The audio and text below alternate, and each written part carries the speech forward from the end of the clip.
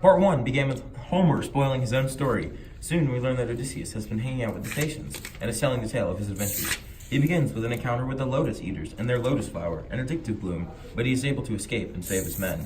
He is then too curious about a cyclops, so if his men are eaten, and Odysseus gets called a ninny. Odysseus was mad about both of these things, so he pokes the cyclops in the eye and escapes using fluffy sheep. Odysseus tells the cyclops exactly who he is in order to get cursed more efficiently. Thus, our story begins. Aeolus, god of the winds, bagged up all the bad winds so that Odysseus could get back home. Unfortunately, his men thought that treasure may be hidden inside, so they opened it, thus releasing all of the bad winds and whisking them away from their home. This is much like modern greed, as his men's desire for wealth essentially caused Odysseus' entire fleet to perish. Afterwards, his men landed on the land of the Lacedaemonians, monstrous cannibals, to whom they lost a small amount of men. As in a small amount, I mean 11/12 of their fleet. Odysseus was down to one ship when he landed on Circe's island. She turned his men into a bunch of pigs, but with Hermes' help, Odysseus changed them back. Apparently, Circe had a change of heart, so she spoiled the story further, guiding Odysseus on his adventure.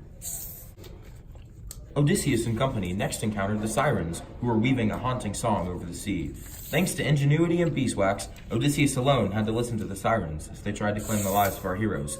Luckily, Odysseus was tied up and prevented from jumping in after the hotties, so everyone survived.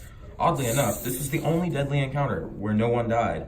Every other threat claimed at least a few of Odysseus' crew, but the Sirens didn't. This is odd, as no soul has ever escaped the Siren song before.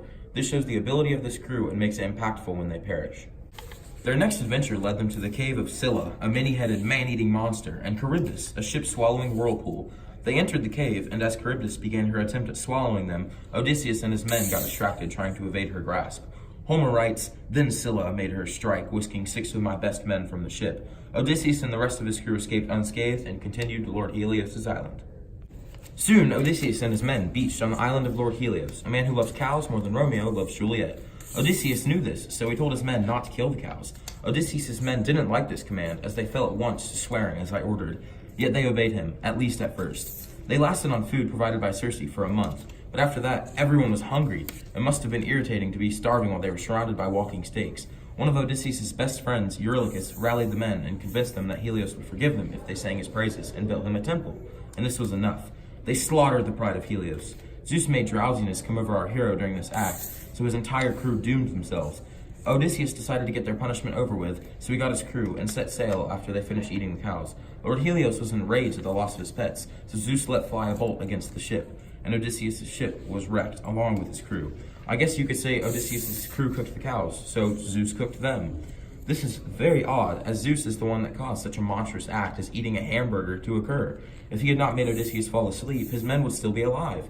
This makes Zeus out to be a hypocrite of sorts, as he is more than willing to cause Helios to lose some of his beloved herd, but he put the blame on starving troops. This makes Zeus look like a villain and unworthy of Odysseus' praise. Odysseus, being the sole survivor, escaped using some of the wreckage to build a new craft. He sailed past Scylla and Charybdis, being kept alive only by the gods' will. He landed on the island of Calypso, who cared for him. Thus, our story ends.